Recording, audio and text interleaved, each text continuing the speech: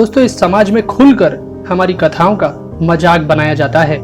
जैसे साइंस की मानो, इन गपोड़ कथाओं में क्या रखा है, साइंस ने इस दुनिया को नई दिशा दी है, इन कथाओं का अनुसरण मत करो, यह काल्पनिक है, वगैरह वगैरह। उसी प्रकार एक और उदाहरण है अकाउंटिंग का, यानी हिसाब किताब। आज के कई बुद्धिजीवियों का कहना है कि यह मॉडर्न जगत की देन है, जो आपके व्यवसाय को एक नई ऊंचाई पर ले आता है। चलिए इस अकाउंटिंग का उदाहरण हम महाभारत की एक कथा में सुनते हैं कि यह लेखांकन का काम कब से चल रहा है।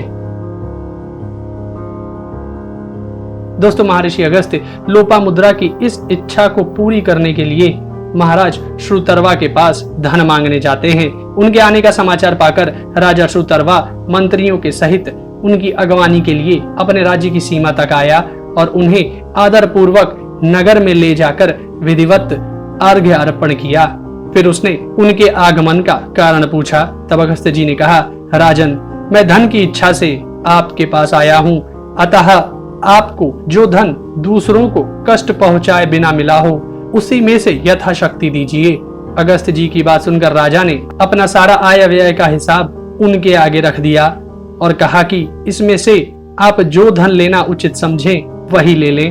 अगस्त्य जी ने देखा कि उस हिसाब में आय व्यय का लेखा बराबर था, इसलिए यह सोचकर कि इसमें से थोड़ा सा भी धन लेने से प्राणियों को दुख होगा, तो उन्होंने कुछ नहीं लिया।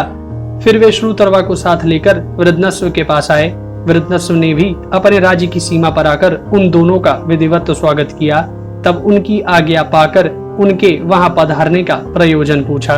तब अगस्त्य जी ने कहा, राजन, हम दोनों आपके पास धन लेने की इच्छा से आए हैं, अतः तुम दूसरों को पीड़ा ना पहुंचाकर प्राप्त किए हुए धन में से हमें यथासंभव भाग दो।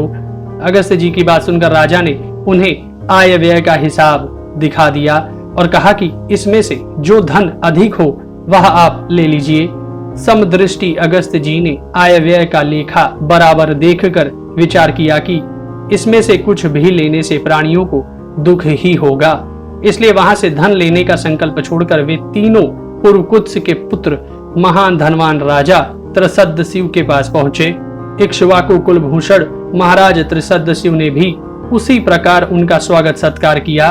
वहां भी आय व्यय का जोड़ समान देखकर उन्होंने धन नहीं लिया। तब उन सब राजाओं ने आपस में विचार करके कहा कि मुनिवर, इस समय संसार में इलवल नाम का एक दैत्य बड़ा धनवान है, उसके सिवा हम सब लोग तो धन की इच्छा रखने वाले ही हैं, अतः वे सब मिलकर इलवल के पास चल दिए। दोस्तों, इलवल को जब मालूम हुआ कि महर्षि अगस्त्य राजाओं को साथ लिए आ रहे हैं, तो उसने अपने मंत्रियों के सहित राज्य की सीमा पर जाकर उनका सत्कार किया। फिर हाथ जोड़कर पूछा कि आप लोगों ने इधर कैसे कृपा की है, कहिए मैं आपकी क्या सेवा करूं। तब अगस्त्य जी ने हंसकर कहा, असुरराज, हम आपको बड़ा सामर्थ्यवान और धन कुबेर समझते हैं। मेरे साथ जो राजा लोग हैं ये तो विशेष धनी नहीं है और मुझे धन की बड़ी आवश्यकता है, अतः दूसरों को कष्ट पहुंचाए बिना जो न्याय युक्त धन आपको मिला हो, उस अपने धन का कुछ भाग यथाशक्ति हमें दीजिए। यह सुनकर इलवल ने मुनिवर को प्रणाम करके कहा, मुनिवर, मैं जितना धन देना चाहता हूँ, यदि आप मेरे उस मनोभाव को बता दें तो मैं आपको धन दे दूंगा। इस पर अगस्त्य जी बोले, असुरराज, तुम प्रत्येक राजा को 10,000 गौएं और इतनी ही सुवर्ण मुद्राएं देना चाहते हो, तथा मुझे इससे दूनी गौएं और सुवर्ण मुद्रा, एक सोने का रथ और मन के समान वेगवान 2 घोड़े देने की तुम्हारी इच्छा है। तुम पता लगा कर देखो, यह सामने वाला रथ सोने का ही है। यह सुनकर उस दैत्य ने उन्हें बहुत सा धन दिया। उस रथ में जुते हुए विराव और सुराव नाम के घोड़े तुरंत ही संपूर्ण धन और राजाओं के सहित अगस्त्य जी को उनके आश्रम पर ले आए। फिर अगस्त्य जी की आज्ञा पाकर राजा लोग अपने अपने देशों को चले गए और इस प्रकार अगस्त्य जी ने लोपामुद्रा की समस्त कामनाएं पूर्ण की। तब लोपामुद्रा ने कहा, भगवान, आपने मेरी समस्त कामनाएं पूर्ण कर दी, अब आप मेरे गर्भ से एक पराक्रमी पुत्र उत्पन्न करें। अगस्त्य जी बोले, सुंदरी, मैं तुम्हारे सदाचार से बहुत प्रसन्न हूँ, इसलिए तुम्हारी संतति के विषय में मेरा जैसा विचार है उसे कहता हूँ।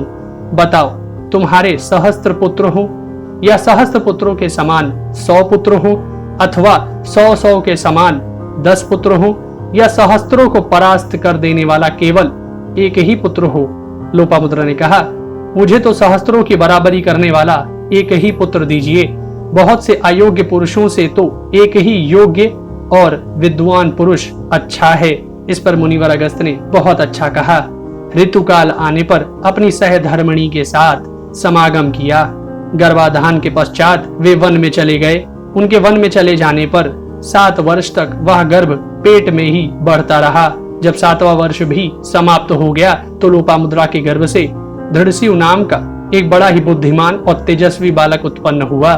वह परम तपस्वी तथा सांगोपांग वेद और उपनिषदों का पाठ करने वाला था। उसका जन्म होने पर अगस्त जी के पितरों को उनके अभिष्ट लोक प्राप्त हो गए। तभी से पृथ्वी पर वह स्थान अगस्त्याश्रम के नाम से प्रसिद्ध हुआ।